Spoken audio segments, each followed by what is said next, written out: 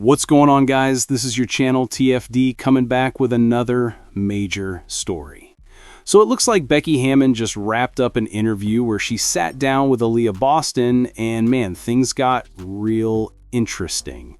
Because in this interview, Becky basically admits it. She's out here saying, yeah, we kind of cheated, bro. We weren't supposed to win that game. Like, hold on a second. Did she just confirm what a lot of fans have been saying since the end of that series? Let's get into it. For this one, we got to head straight out to Las Vegas, home of the reigning WNBA champs, the Aces. Now, y'all remember how the season ended. The Indiana Fever's final game of the year came against Las Vegas, and that game right there decided everything. The Aces went on to the finals, brought home the championship, and the rest was history. But according to Becky herself, there's more to that story than meets the eye. Now, she's saying the Fever gave them their toughest matchup of the year. She said it was the hardest series she's ever had to coach. And you could see it in her face. That series took everything out of them. Because if you watch those games, you know exactly what went down. It was physical, it was intense, it was flat-out war. Kelsey Mitchell got hurt so badly she couldn't even walk off the floor. Her teammates had to carry her out. Aaliyah Boston was battling every single possession, and she had Angel Wilson locked up for most of that stretch. But here's the kicker, man. Those refs, they were calling everything against Boston. Every single touch, whistle.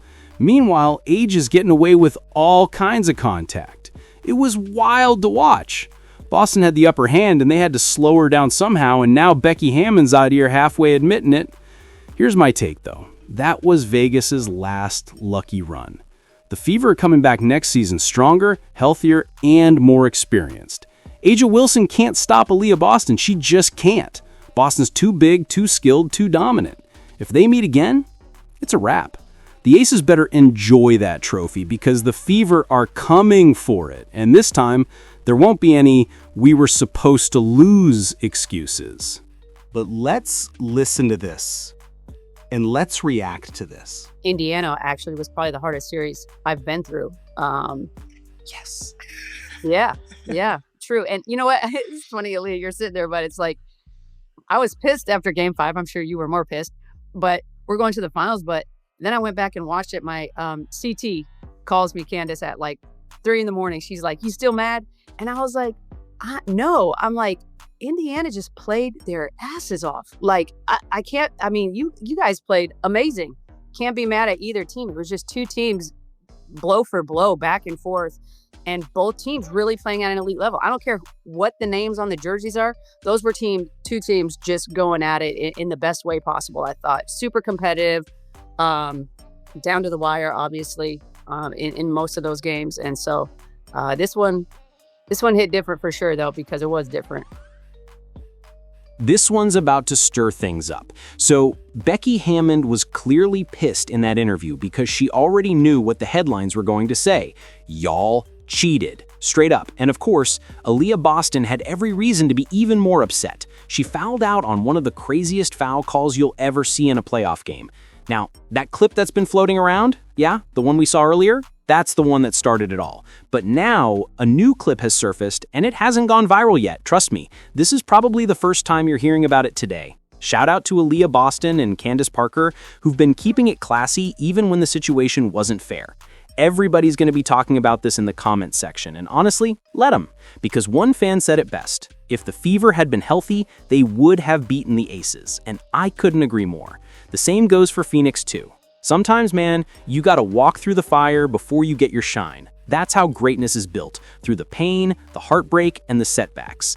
And listen, I feel that. I've been through a lot of pain myself running this YouTube grind, man. That's why when I complain, it comes from a real place. You give your all, people doubt you, people don't see the work, but you just keep going.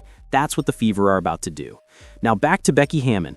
She's out here talking like Kelsey Plum now, and honestly, there's a lot of similarities between those two. Both fiery, both confident, both ready to talk their talk when the cameras are rolling. And look, credit where it's due. Becky's a champion. She earned that ring. But if things had gone a little differently, if injuries didn't pile up, if the whistle didn't blow the wrong way, it could have been Caitlin Clark, Aaliyah Boston, and the Indiana Fever celebrating. Speaking of Caitlin, while all this chaos is buzzing in the WNBA world, she was out there today doing her thing at her golf event, keeping it cool, calm, and focused. You already know she's locked in because next season, it's personal. The Fever remember everything. Now, move another CC haters. It looked like one WNBA fans is pretty much sick of Caitlin Clark and want her to just stay with golfing. With all that being said, a lot of fans have been jumping online because we all know Caitlin Clark opted out of playing in Unrivaled. She opted out of a bunch of off-season hoops opportunities, man. She's out here securing her bag, playing golf, traveling, and just enjoying life. And hey, to each his own, she earned that freedom. But do I think she should have played Unrivaled? Honestly, yeah. I think she should have done some kind of basketball-related thing this offseason. Don't get me wrong, the golf event was great. It was fun, it was wholesome, it gave us content. Yesterday was full of highlights. Caitlin swinging the club, fans lining up, everybody smiling. But here's the truth. That gave us content for one day, just one. And as soon as today hit, boom, Caitlin Clark content went right back into the sunken place. It disappeared off the trending page like it never happened. And then suddenly, out of nowhere, this fan right here decided to make it her mission to speak on Caitlin Clark again. So we're going to break it down, react to it, and get into what people are really saying. Because once Caitlin's name comes up, the whole internet wakes right back up. I'm not even a Caitlin Clark hater. I'm not a Caitlin Clark fan. I'm not even downing people who are Caitlin Clark fans. That's your business, right? I'm not even saying this as a Caitlin Clark hater. I'm saying this as a person who's watched the WNBA since they were 9 years old, and I'll be 38 next year. She's barely making it in the WNBA. You hear what she said? She's barely making it in the WNBA? Really? Let me check something real quick. Barely making it. Hold on. Let's pull up Caitlin Clark's WNBA records. This is already updated through 2025, but even if we skip all that because the season just ended, here's what matters. Named AP Female Athlete of the Year, named Time Magazine Athlete of the Year, first rookie since 2008 to be named All WNBA Team. Paige Buchers didn't get these honors either. 2024 WNBA Rookie of the Year. 2024 WNBA All-Rookie Team. Now let's talk records. Most points by a point guard in a single WNBA season. Most points by a rookie in WNBA history. Most assists by a rookie in WNBA history. Most double-doubles by a rookie guard in WNBA history. First WNBA rookie ever to record a triple-double. First rookie in the league history with a triple-double. First player ever to win Player of the Month and Rookie of the Month in the same month.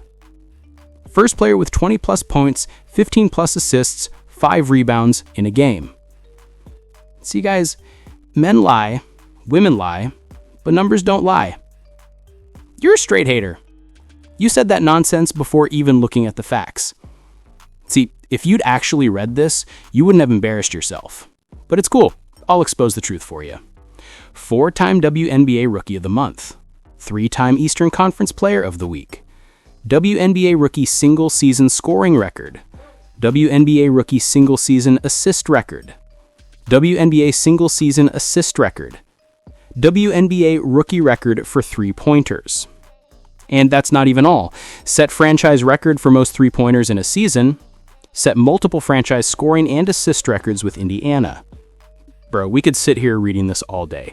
So people like her, you really shouldn't have said what you said. Because now you look stupid. All right, let's continue. Like, she's barely making it in the WNBA. The one-on-one competition in Unrivaled alone would expose her mediocreness. So this isn't about, oh, she wouldn't do it for money. We all know that. Asia Wilson doesn't do Unrivaled for money, but you also know what Asia does? Win championships.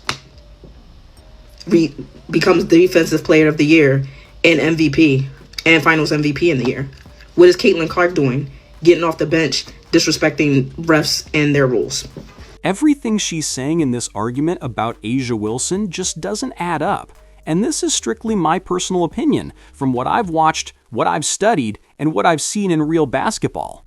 She's over here acting like A'ja is unbeatable, but we've seen the tape. We've seen Aaliyah Boston cook her badly. A'ja Wilson has no defensive answer for a dominant big. None. When she's matched up one-on-one against real power in the paint, she gets exposed. And that's exactly why she doesn't want to step into Unrivaled. Because in that setting, no system, no help defense, no schemes, just raw skill. A'ja would get destroyed and exposed instantly. Meanwhile, Caitlin Clark, bro, she's a cheat code. She can pull up from the logo like it's a free throw. You literally have to guard her the moment she crosses half court. How does anyone argue she wouldn't thrive in Unrivaled? This idea that Caitlin wouldn't make it in Unrivaled is insane. The court is smaller, the spacing is tighter, and she shoots from distances A'ja Wilson wouldn't even attempt. Caitlin Clark on an unrivaled court, that's a walking highlight reel, bruh. Let's check out some of these comments because people are calling her out. Somebody said, the last part she said doesn't make sense. She's acting like CC is the only one who hyped her own team. Facts. Another person said she must have gotten too much smoke on her. I don't know, man. This chick here is just on one, bro. She looks like one of those ones, y'all know exactly what I'm talking about. One of those people who talk loud but don't watch basketball. Somebody else said, tell me you don't know basketball without telling me. And they're right. It seems like she hasn't watched a real basketball game in 9 years. Unrivaled and normal basketball are two totally different styles. Exactly. Are you serious? She's delusional as hell. She's literally talking down on a player who already holds multiple WNBA career records. And not just career records, I already went through all of Caitlin Clark's accolades. This comment right here sums it up. She's trying to paint a picture like Caitlin hasn't done anything. Like we didn't just read off a list of WNBA history moments. We're talking 1, 2, 3, 4, 5, 6, honestly close to 10 different records Caitlin Clark has completely shattered. But guys, I want to know your thoughts down below. Drop them in the comments section right now.